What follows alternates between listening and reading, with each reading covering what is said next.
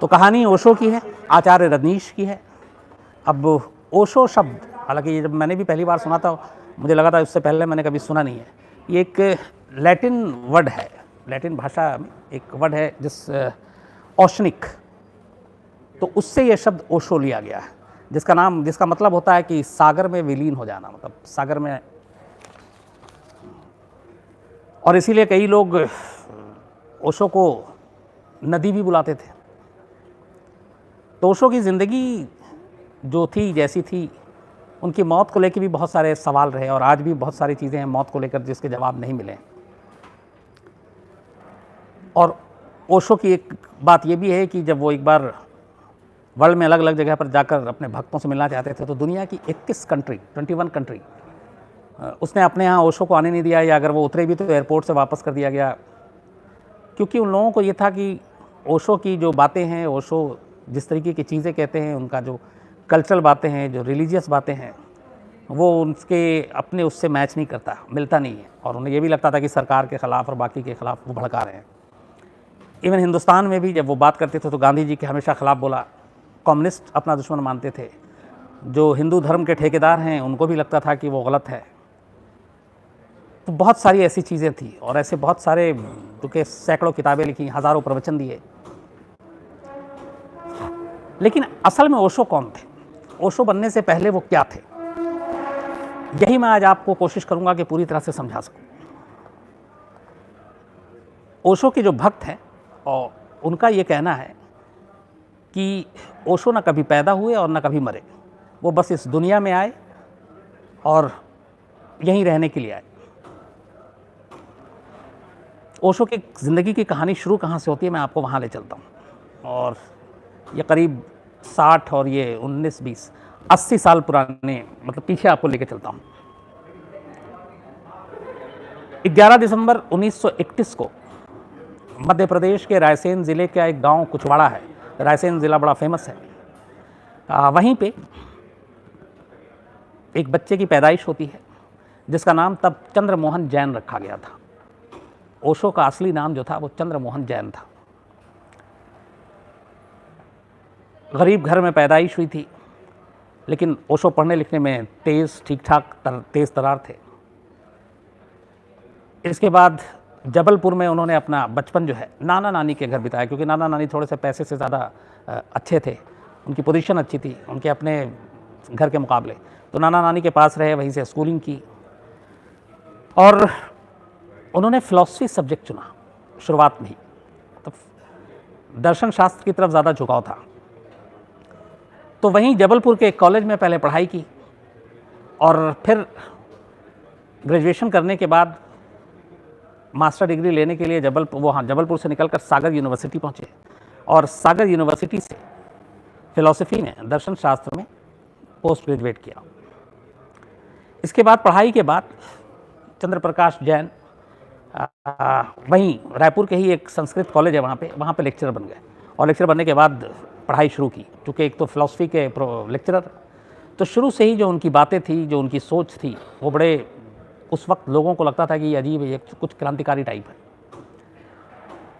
तो उनके तेवर से, उनके भाषण से जो मैनेजमेंट था कॉलेज का, वो भी घबरा गया था, क्योंकि ऐसा लगता था कि वो कुछ बगावत के लिए उकसा रहे हैं, कुछ अजीब बातें कर रहे हैं, चाहे वो धर्म हो, चाहे वो सेक्स हो, चाहे वो रिलेशनशिप हो, चाहे वो पॉलिटिक्स हो, चाहे वो भगवान हो। तो हर एक के बारे में ओशो की जो राय थी, वो जो अब तक लोग सुनते सुनाते आए थे उससे बिल्कुल डिफरेंट थी। तो उनके इसी बर्ताव की वजह से कॉलेज को लगा, जो रायपुर के संस्कृत कॉलेज है, तो कुछ वक्त के बाद ही ओशो को उस कॉलेज से, मतलब तब तो ओशो नहीं थे, चंद्रमोहन जैन को उस कॉलेज की नौकरी से हटा दिया गया। तो वहाँ से हटने के बाद अब फिर चंद्रमोहन निकलते हैं और जबलपुर यूनिवर्सिटी पहुँचते हैं, और वहाँ पे पढ़ाना शुरू कर देते हैं। यूनिवर्सिटी में जब पढ़ा रहे थे, तब उसके बाद फिर अचानक ये सारी चीज़ें होती हैं, तेवर वैसे ही थे। तो 1960 में फिर वो बाहर निकलते हैं कॉलेज से, और बाहर निकलने के बाद जो बातचीत थी, जो उनके विचार थे, क्योंकि ऑलरेडी फिलोसफर थे, वो लोगों तक पहुंचाना शुरू करते हैं। और उसी वक्त ये आइडिया आता है कि क्यों ना इंडिया घूमा जाए, और इंडिया में घूम घूम के लोगों से बात की जाए और उनको अपनी बातें बताई जाए। तो 1960 से लेकर 1966 तक वो 6 साल के अंदर लगभग भारत के हर हिस्से को कवर करते हैं और पूरे भारत में घूमते हैं, और जहाँ जहाँ जाकर वो अपना ज्ञान प्रचार ये सारे भाषण देते, वहाँ पे लोग फैन बनते जाते। धीरे धीरे लोगों के बीच में नाम बढ़ता गया कि भाई एक चंद्रमोहन जैन है जो इस तरह की बातें करता है, और जब पॉपुलैरिटी बढ़ी तो कुछ दुश्मन भी बढ़े। उस वक्त कम्युनिस्ट को लगा कि वो इनके खिलाफ हैं, उनके खिलाफ बात कर रहे हैं।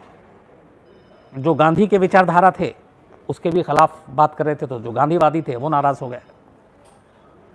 तो जब ये सारी चीज़ें चल रही थी 1966 में वापस दूसरी नौकरी जो जबलपुर यूनिवर्सिटी में कर रहे थे, तब तक ओशो के बारे में, मतलब चंद्रमोहन जैन के बारे में ये चीज़ें आ गई थी कि वो इस तरह की बातें करते हैं, गांधी को भी बुरा भला कहते हैं, धर्म को भी भला बुरा। और तो जबलपुर यूनिवर्सिटी ने भी हाथ जोड़ लिए, उसने कहा भैया आपके लिए हमारे यहाँ नौकरी नहीं है, क्योंकि हमारे कॉलेज में फिर हंगामा हो जाएगा। तो जबलपुर यूनिवर्सिटी ने भी नौकरी से निकाल दिया। जब ये निकले उसी वक्त, चूँकि 6 साल पूरे भारत भ्रमण कर चुके थे, लोगों से बातचीत करके मिल के ज्ञान दे चुके थे, सब कुछ हो चुका था, पहली बार फिर ये अपना नाम चंद्रमोहन जैन से पलटकर आचार्य रजनीश रख लेते हैं और अपने नाम के आगे आचार्य खुद लगा लेते हैं। अब आचार्य रजनीश बनने के बाद भी इनका भारत भ्रमण जारी रहता है, चूँकि अब नौकरी थी नहीं, इनका आप खुल के बात करते हैं। तो 66 में 67 में नौकरी जाती है, फिर ये घूमते घूमते 1968 में मुंबई पहुंचते हैं। और जब मुंबई पहुंचे तो मुंबई के भारतीय विद्या भवन में एक बड़ा बेबाक भाषण दिया, और अपने 5 मशहूर जो उनके उपदेश थे, जो प्रवचन थे, वो उसी मुंबई में तब 1966 में पहली बार दिया था। और तभी वहाँ पे जो 5 मशहूर उपदेशों की कड़ी में एक तो ये था कि दुनिया को सेक्स की ऊर्जा से मोक्ष के द्वार तक पहुंचाने का रास्ता बताया, उनके अपने सोच थे उसको लेकर। और इसको लेके फिर मीडिया में अचानक खबरें आनी शुरू हो गई कि एक शख्स है, एक आचार्य रजनीश है जो इस तरह की बातें करता है, और इस सोसाइटी में पहली बार इस तरह कोई खुलकर सेक्स और इन तमाम चीज़ों की बातें कर रहा है। तो वो चीज़ें फैलती गई धीरे धीरे, और इसी दौरान में बहुत सारी फिर के प्रवचन, ऑडियो कैसेट, किताबें, ये सारी चीज़ें आनी शुरू हो गई। ये सारी चीज़ें चल ही रही थी कि इसके बाद धीरे धीरे धीरे फॉलोअर्स की भी तादाद बढ़ रही थी। 1970 में पहली बार एक, अब तक की जो सारी बातचीत थी उससे हटकर आचार्य रजनीश की तरफ पूरे देश का ध्यान जाता है, और बल्कि दुनिया का जाता है। बड़ा फेमस टूरिस्ट स्पॉट है कुल्लू मनाली। तो वहीं 1970 में आचार्य रजनीश कुल्लू पहुंचते हैं, और वहाँ पर जो सन्यास, अब तक हिंदुस्तान में हम लोग ये जानते हैं कि सन्यास का मतलब और सन्यासी का मतलब ये होता है मोह माया से अलग, दुनिया घर परिवार से अलग सन्यास ले लिया और बस वो अपनी ऊपर वाले के मगन में ही रहता है। आचार्य रजनीश ने सन्यास के डेफिनेशन को बदलने की पूरी कोशिश की और एक नया क्रांति ला दिया, और वो था नव सन्यासी क्रांति। 1970 में इसकी बुनियाद रखी। अब नव सन्यासी क्रांति, कई लोग इसको नियो सन्यासी भी कहते हैं, कई लोग सांसारिक सन्यासी भी कहते हैं। तो ये एक नई परिभाषा लिख दी सन्यासी की, और इस सन्यासी की जो परिभाषा लिखी आचार्य रजनीश ने, उसका बेसिक जो टैग लाइन था वो ये था कि संसार से दूरी नहीं बल्कि संसार में रहते हुए सन्यास लो। मतलब आप ना घर छोड़ो, ना परिवार छोड़ो, ना दुनियादारी छोड़ो, ना रिश्तेदार छोड़ो, सब कुछ रहते हुए भी आप सन्यासी की ज़िंदगी जी सकते हो। और वो जीना कैसे है, वो भी जो रंग ढंग और वो जो स्टाइल था, वो बिल्कुल ट्रेडिशनल सन्यासी के अब तक जो हम सब सुनते आए थे, देखते आए थे, पढ़ते आए थे, वो उससे बिल्कुल अलग। मतलब अपने लिए जियो, कोई इसमें इस सन्यासी के लिए धर्म कर्म का कोई काम नहीं, कोई गीता कुरान रामायण का इसका कोई पाठ नहीं करना, बस आप अपनी ज़िंदगी जियो और खुशी खुशी जियो, खुश रहो, नाचो गाओ संगीत के साथ। तो जब ये 1970 में कुल्लू में हुआ ये नव सन्यासी का पहली बार, तो लोग भी हैरान कि ये कैसा सन्यासी, ये कैसा एक धर्म का वो संगठन है। हालांकि धर्म को मानते नहीं थे आचार्य रजनीश। और वहीं पे पहली बार ये पढ़ा कि जो नव सन्यासी जो लोगों ने ज्वाइन किया आचार्य रजनीश को, उसमें देश और बाहर के बहुत ज़्यादा थे, विदेशी बहुत थे, महिला पुरुष दोनों। तो उनका नाम रखा गया, जो नव सन्यासी बने। तो वहाँ पे जो महिलाएं थी उनको माँ, उनके आगे नाम के आगे माँ लगाया गया, और जो पुरुष थे उनके आगे स्वामी लगाया गया। गीत संगीत के बीच पहली बार आध्यात्म का जो चलन है वो यही 1970 में तब शुरू किया आचार्य रजनीश ने। अब ये सारी चीज़ें चल रही थी, उनके ज्ञान उनकी राय धीरे धीरे मीडिया के जरिए लोगों तक पहुंच रही थी। अब जब ये सारे ख्याल और सारे विचार सामने आ रहे थे तो जो परंपरागत हिंदू धर्म के कुछ लोग थे उनमें खलबली मच गई। जो कम्युनिस्ट थे उनके बीच में खलबली मच गई, क्योंकि वो साम्यवाद और समाजवाद की भी बातें आ रही थी। तो इन सब के बीच में धीरे धीरे चूँकि बुराइयाँ भी हो रही हैं, लोग भी जुड़ते जा रहे हैं। 1971 मतलब इस नव सन्यासी क्रांति के 1 साल के बाद ही आचार्य रजनीश 1971 में खुद ही खुद को भगवान डिक्लेयर कर देते हैं और कहते हैं कि मैं भगवान हूँ। और उन्होंने दावा किया कि उनका वो ज्ञान प्राप्त हो गया जिसकी वजह से वो ये दावा कर रहे हैं कि वो भगवान है। और इसीलिए उस दिन से 1971 में आचार्य रजनीश की जगह की बजाय अब अपना नाम भगवान रजनीश रख लिया। अब लेके दोनों तरफ विरोध ज़्यादा था, हर तरफ उनकी बातों को लेकर। तो 1974 में फिर वो अपने आप को भगवान डिक्लेयर करने के 3 साल के बाद भगवान रजनीश, आचार्य रजनीश जो आप कहें, वो पुणे पहुंचते हैं और वहाँ पे एक ओशो कम्यून का गठन करते हैं। और उसमें उनके जितने भक्त थे वो वहाँ पे एक तरह से ये ओशो का हेडक्वार्टर था। तो वो देश विदेश से लोग आते हैं, ख़ासतौर पर विदेशी ज़्यादा थे। और अब वहाँ पे सारी चीज़ें वही होती हैं कि आध्यात्म के नाम पे मतलब आप बस अपने लिए जिएं और बाकी चीज़ों से कोई मतलब नहीं है। तो उस वक्त इस पुणे के इस कम्यून में जो ओशो का सेंटर था, बड़े इल्ज़ाम भी लगे कि वहाँ अश्लीलता हो रही है, वहाँ सेक्स के नाम पे गंदगी परोसी जा रही है और ड्रग्स की भी बातें आई कि लोग ड्रग्स ले रहे हैं। तो ये सारी चीज़ें चलती रही और इसको लेकर बहुत सारी उंगलियाँ भी उठी। इसी दौरान में 22 मई 1980 को आचार्य रजनीश के उनके अपने कुछ बातों पे जो धर्म को लेकर बाकी चीज़ों को हुआ था, उन पर एक बार जानलेवा हमला हुआ, एक चाकू से हमला भी किया गया, लेकिन वो हमला इतना खैर संगीन नहीं था। इसी बीच में बहुत सारे प्रवचन और किताब और ऑडियो कैसेट और वीडियो कैसेट के ज़रिए उनकी जो चीज़ें सामने आई, जिसने ओशो को और कंट्रोवर्शियल बना दिया। जैसे सबसे पहला जो शुरुआत हुई थी वो गांधी के विरोध को लेकर। वो गांधी की विचारधारा से बिल्कुल सहमत नहीं थे और ये भी कहा था कि गांधी अहिंसक नहीं बल्कि हिंसक है, और कई कंपैरिजन किया था गांधी का। तो उसको लेकर गांधीवादी नाराज़ हो गए थे। नव सन्यास जो आंदोलन शुरू किया 1970 में मनाली में, उसको लेके जो सन्यासी की पूरी बिरादरी थी वो नाराज़ हो गई कि ये सन्यासियों का मजाक है, सन्यासी इस तरह के जीवन नहीं बिताते हैं कि गीत संगीत पे आप डांस कर रहे हैं, आप सब कुछ कर रहे हैं। तो उसको लेके कंट्रोवर्सी हो गई। देन एक और बड़ी चीज़ अचानक आई ओशो की, और वो आई कि इस समाज में परिवार की ज़रूरत नहीं है। परिवार एक बंधन है, परिवार नहीं होना चाहिए। हर इंसान को हक है कि वो अपनी मर्ज़ी से जिए, अपने हिसाब से जिए, अपनी आज़ादी से जिए। और इसलिए जब परिवार की ज़रूरत नहीं है तो फिर शादी की भी ज़रूरत नहीं है, विवाह की भी ज़रूरत नहीं है। और विवाह एक बंधन है। दो लोगों को जबरन एक दूसरे का अचानक पति और पत्नी का नाम दे दिया जाता है कुछ रस्म करके, और फिर उनसे कहा जाता है कि आप आपस में प्यार करो। तो ये प्यार या प्रेम नहीं है। तो ये चीज़ें आई तो परिवार को लेकर और रिश्ते को लेकर और शादी को लेकर खिलाफ की शादी नहीं होनी चाहिए, परिवार ही नहीं होना चाहिए। इस पर काफ़ी हंगामा हुआ। बाद में और ज़्यादा जब हंगामा हुआ जब ये भी कहा कि परिवार और शादी के साथ साथ धर्म की भी ज़रूरत नहीं है, धर्म भी एक ढकोसला है और धर्म होना नहीं चाहिए। इसके बारे में कई जगह पे ये लिखा कि इंसान तरक्की कर रहा है, हम मॉडर्न दौर में जी रहे हैं, मॉडर्न मशीनें आ गई हैं, टेक्नोलॉजी आ गई है, लेकिन हम पढ़ते और हम मानते उन्हीं चीज़ों के हैं जो आज से किस पुरानी सदी की चीज़ें हैं और उसी को हम चलते आ रहे हैं। जबकि मशीनें नई आ गई हैं, मशीनें नए नए तरीके से काम कर रहे हैं, बट इंसान उसी सोच के साथ आगे बढ़ा। तो इंसान मॉडर्न नहीं बन पाया, इंसान आधुनिक नहीं बन पाया, क्योंकि वो उन पुराने धर्मों की चीज़ों पे ही आज भी चल रहा है। और धर्म सिर्फ लड़ाता है, भड़काता है, ये सारी चीज़ें जिस पे काफ़ी हंगामा हुआ। तो धर्म की भी ज़रूरत नहीं, परिवार की भी ज़रूरत नहीं, शादी की भी ज़रूरत नहीं। इसके अलावा फिर आया कि इस पूरी दुनिया में अलग अलग ये जो देश हैं, इनकी सरहद कोई होनी ही नहीं चाहिए, पूरी दुनिया में कोई सरहद नहीं होनी चाहिए। और उसको लेकर संयुक्त राष्ट्र संघ जो उसके ऊपर उंगली उठाई कि वो सिर्फ एक तमाशा है, वहाँ पे दुनिया के कोई मसले हल नहीं होते। तो उसकी जगह पे एक विश्व शासन होना चाहिए, और उस विश्व शासन में पूरी दुनिया के नुमाइंदे हों और वही पूरी दुनिया में बस एक ही सरकार हो और पूरी दुनिया की वही सरकार चलाए।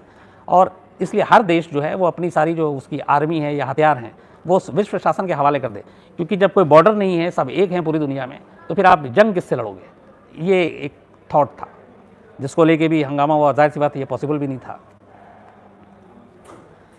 फिर एक किताब लिखी थी संभोग से समाधि तक, जिसको लेके काफ़ी जो कंट्रोवर्सी सबसे ज़्यादा, बल्कि ये पढ़ा जाने वाला भी बुक था।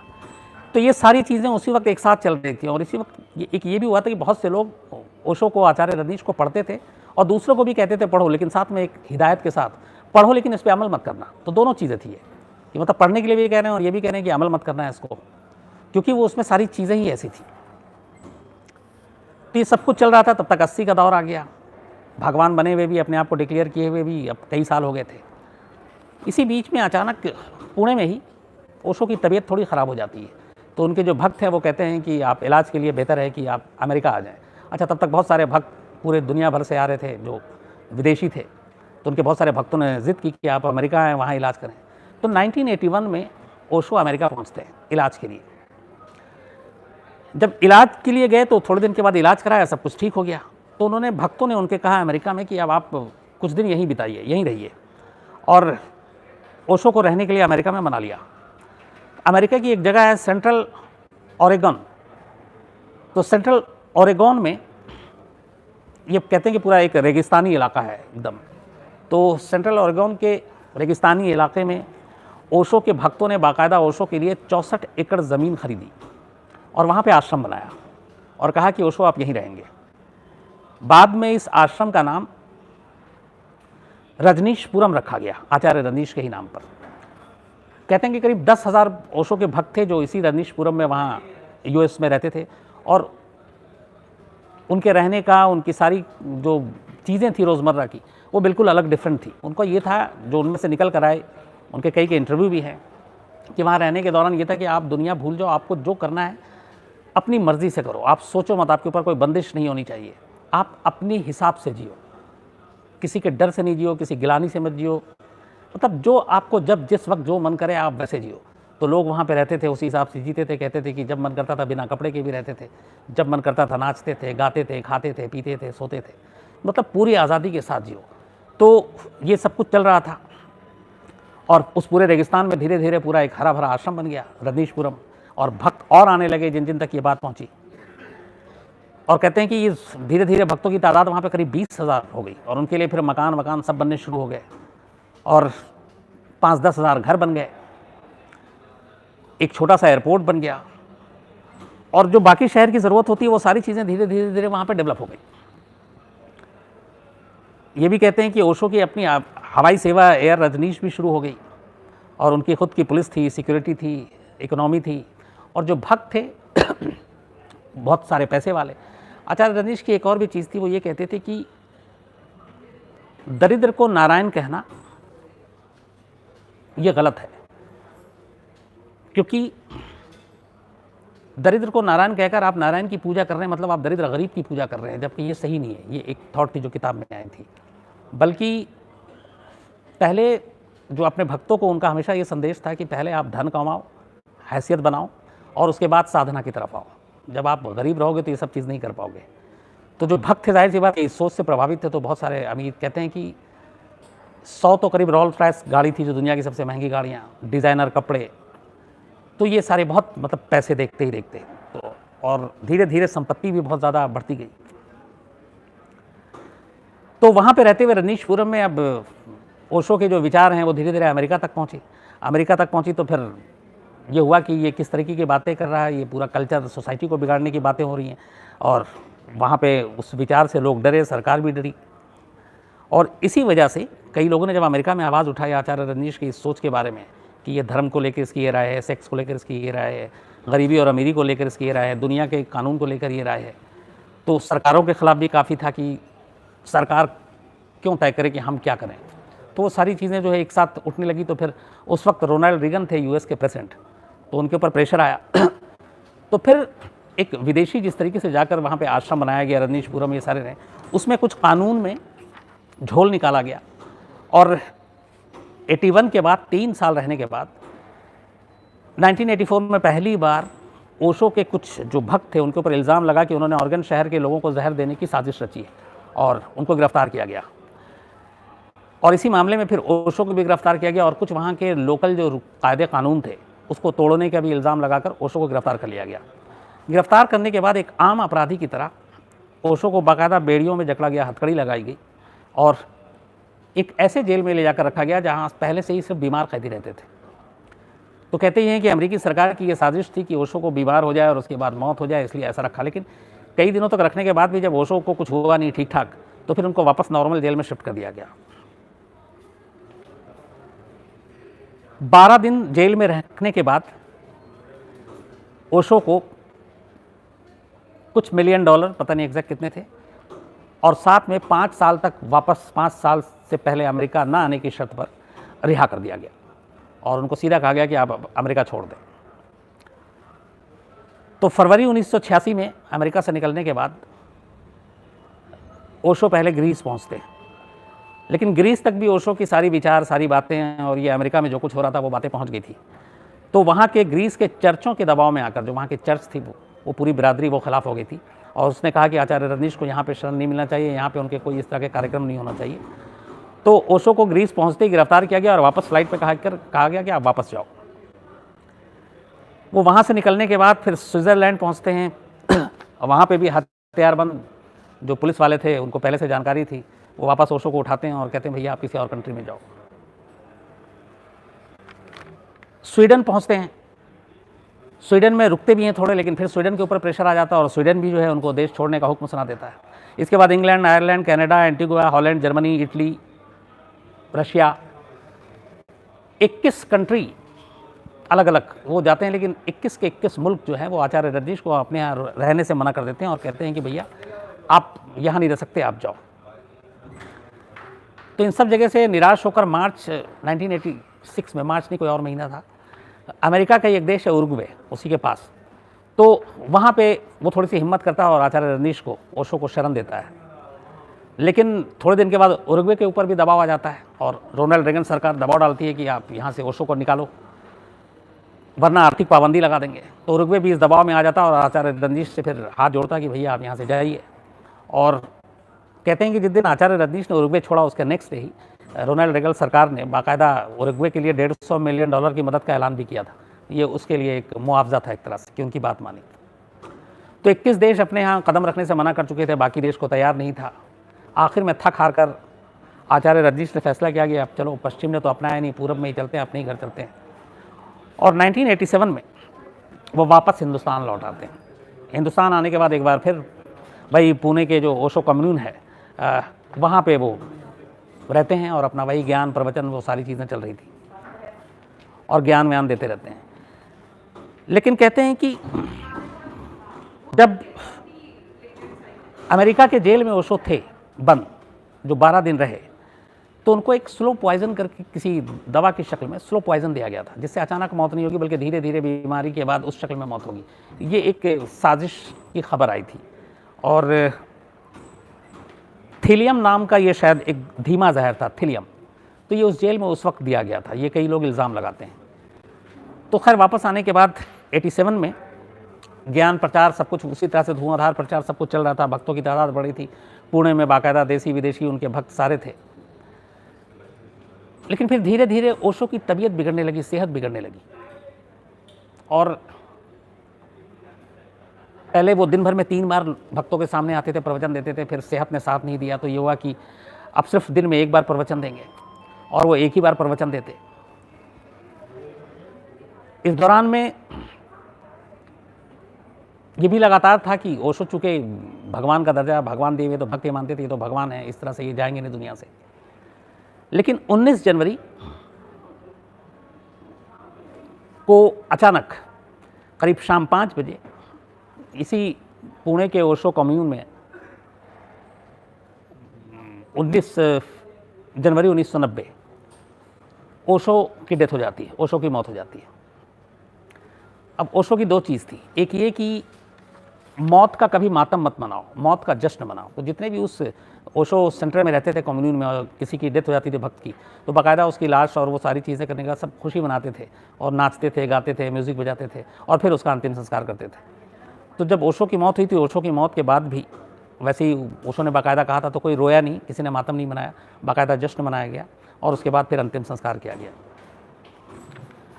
जो ओशो की समाधि है बाकायदा उस समाधि पे जो लिखा हुआ है वो ये लिखा हुआ है कि वो ना कभी पैदा हुआ ना कभी वो मरा, वो तो बस इस धरती पर 11 दिसंबर 1931 से लेकर 19 जनवरी 1990 तक रहने के लिए आया था।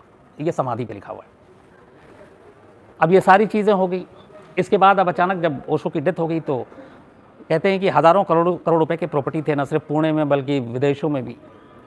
तो उसको लेके अब कि उत्तराधिकारी कौन होगा और उस प्रॉपर्टी के कब्जे को लेकर, क्योंकि वसीयत कोई थी नहीं और कुछ वसीयत आई जो हाईकोर्ट में, अभी भी मुंबई हाईकोर्ट में तो ये था कि फर्जी साइन थे, तो उसको लेकर लड़ाई शुरू हो गई। जब ये लड़ाई शुरू हुई तो इसी बीच में एक खुलासा होता है ओशो की मौत को लेकर कि क्या ओशो की मौत नेचुरल थी या ओशो ने खुद अपना शरीर त्याग किया या फिर ये मर्डर है। अब ये क्यों चीज़ें आई, इसकी वजह ये थी कि जब इस विल को लेकर, पूरी प्रॉपर्टी के मालिकाना हक को लेकर लड़ाई चल रही थी तभी वो डॉक्टर जिसने आखिरी बार ओशो को देखा था, जिसने ओशो के डेथ सर्टिफिकेट पे साइन किया था, वो बाकायदा कोर्ट में हल्फनामा देकर एक बयान देता है और उसके बयान से ही ये भूचाल आता है और सारे शक और सवाल उठते हैं। डॉक्टर गोकुल कोकाणी इनका नाम था, ये पुणे के थे। इन्होंने जो कहानी सुनाई 19 तारीख की, जो मौत का दिन है, कि उस दिन क्या हुआ था, तो उस कहानी के हिसाब से उन्होंने कहा कि 19 जनवरी 1990 के दिन दोपहर के करीब 1 बजे होंगे जब ओशो आश्रम से फ़ोन आया डॉक्टर गोकुल कोकाणी के पास, और फ़ोन करने वाले ने यह कहा कि आप फटाफट एक लेटर हेड और इमरजेंसी किट लेकर, मेडिकल के इमरजेंसी किट लेकर ओशो आश्रम पहुँचे। तो इन्होंने पूछा क्या किसी की ज़्यादा तबीयत खराब है या कुछ हो गया, उन्होंने कहा नहीं, बस आप पहुँचिए। कोर्ट को दिया अपने हल्फनामे में डॉक्टर गोकुल ने यह कहा कि करीब 2 बजे ये फ़ोन आने के बाद 1 घंटे के अंदर वो वहाँ पहुँच जाते हैं, और वहाँ जब पहुँचते हैं तो उनके शिष्यों ने बताया कि ओशो जो है वो अपना देह त्याग कर रहे हैं, तो आप उन्हें बचा लीजिए। लेकिन जो करीबी लोग थे ओशो के, उन्होंने डॉक्टर गोकुल को ओशो के कमरे तक जाने नहीं दिया, बल्कि कहा कि आप यहीं रुकिए, और अगले 3 घंटे तक डॉक्टर गोकुल वहीं रहे। उनको ओशो से ना मिलने दिया गया, ना देखने दिया गया, ना कमरे तक ले जाने दिया गया। और 3 घंटे के बाद एक शख्स आता है और वो डॉक्टर को अंदर ले जाता है और कहता है कि ओशो ने अपना देह त्याग दिया है, आप इनका डेथ सर्टिफिकेट साइन कर दीजिए। तो इन्होंने जो बॉडी देखी, उन्होंने देखा कि कुछ खाने के कुछ वो थे मुंह और जहाँ कपड़े पे, और वो उल्टी जैसी कुछ चीज़ थी ओशो। और डॉक्टर गोकुल का कहना था कि वो ज़माने से जानते थे, तो वो अपने इन चीज़ों को लेकर बड़ा एहतियात बरतते थे, तो उनका कभी कपड़ा इस तरह से गंदा नहीं हो सकता था, और मुंह में भी थोड़ा वो वॉमिट लगा हुआ था, तो उन्हें कुछ समझ में नहीं आया। तो खैर इन्होंने पूछा कि ये बताओ कि मौत की वजह क्या। तो उन्होंने कहा आप लिख दीजिए कोई भी हार्ट डिजीज़, ताकि पोस्टमार्टम ना हो, तो आप हार्ट अटैक है या कुछ भी आप लिख दें। तो ज़बरदस्ती मौत का रीज़न डॉक्टर गोकुल से लिखाया गया, ये उन्होंने अपने हल्फनामे में मुंबई हाईकोर्ट में कहा। अब इसके बाद एक तो पहली चीज़ ये, दूसरा उनके भक्तों ने 5 बजे के आसपास ये मौत होती है, बहुत ही सीक्रेसी रखी ओशो की मौत की खबर, और एक छोटा सा ऐलान होता है कि भगवान ने ना शरीर त्याग दिया है। और 1 घंटे के अंदर, जबकि ये होता है कि वहाँ पे जो भक्त होते थे जिनकी कभी मौत हुई, तो बाकायदा ये आचार्य रजनीश का था कि मातम नहीं करना है, रोना नहीं है, हंसना है, नाचना है, गाना है। लेकिन मौत के 1 घंटे के अंदर अंदर ऐलान भी हो जाता है, और उस 1 घंटे के अंदर अंदर ये कोई भक्त वहाँ पे रोता धोता नहीं है, सब खुश भी होते हैं, लेकिन फटाफट अंतिम संस्कार कर दिया जाता है। तो अब उसको लेके बहुत सारी चीज़ें, क्योंकि आचार्य रजनीश के भक्त पूरी दुनिया में, देश में अलग अलग जगहों पर, तो उन सब का वेट क्यों नहीं किया, बताया क्यों नहीं किया, और अगर नहीं भी बताया गया तो 1 घंटा ही क्यों, आप 5-6 घंटे बाद भी हो सकता था। तो इतनी जल्दी क्या थी अंतिम संस्कार में, इसको लेके भी हमेशा ये डाउट रहा है। तो 2 चीज़ें, एक डॉक्टर को अंदर जाने नहीं दिया गया, और वो क्या हो रहा था अंदर उस वक्त, क्या वो मरने का इंतज़ार कर रहे थे, और अगर ज़िंदा थे तो बचाने का मौका क्यों नहीं दिया गया, अंतिम संस्कार इतना जल्दी क्यों कर दिया गया। नंबर 3 कि उस वक्त ओशो आश्रम में बहुत सारे डॉक्टर और भी थे और हमेशा रहते थे, तो उन डॉक्टरों को क्यों नहीं बुलाया गया। डॉक्टर गोकुल को फ़ोन करके इतनी दूर से बुलाया गया और कहा, और जब आए भी तो देखने नहीं दिया गया, देखने तब दिया गया जब इसे खबर के साथ कि वो अपना देह त्याग चुके हैं। तो आश्रम के डॉक्टरों को नहीं बुलाना, इन डॉक्टरों को बुलाने के बाद 3 घंटे तक नहीं जाने देना, जबरन ये कहना कि आप इस पर डेथ सर्टिफिकेट पर रीज़न आप हार्ट अटैक लिखो, और 1 घंटे के अंदर अंदर उस आचार्य रजनीश का अंतिम संस्कार कर देना जिसके इतने सारे फॉलोवर्स थे और जो बाकायदा फिर जश्न वश्न मनाने की भी तैयारी थी मौत पे तो ये सारी चीज़ें शक और सवाल खड़े करता है। और बाद में फिर जब ये प्रॉपर्टी के लिए झगड़ा हुआ और सारी चीज़ें हुई तो इसने इन चीज़ों को और भी बढ़ा दिया। सबसे अहम चीज़ और 19 जनवरी 1990 को जब ओशो की मौत हुई, उस आश्रम में ओशो की माँ भी मौजूद थी, लेकिन उनकी माँ को भी बाद में बताया गया। और उनकी माँ ने जब ये सुना तो उनकी पहली लाइन थी, उन्होंने अपनी सेक्रेटरी से कहा था कि मेरे बेटे को उन लोगों ने मार दिया। ये उनका शक था। खैर, अब चूंकि अंतिम संस्कार हो चुका था, सारी चीज़ें हो चुकी थी, तो ओशो की मौत नेचुरल थी। उन्होंने खुद शरीर त्यागा या फिर किसी और वजह से हुई, ये किसी ने उनको जानबूझ के साजिश के तहत मारा, ये सारे जो हैं सवाल और शक अपने आप में अब भी बने हुए हैं।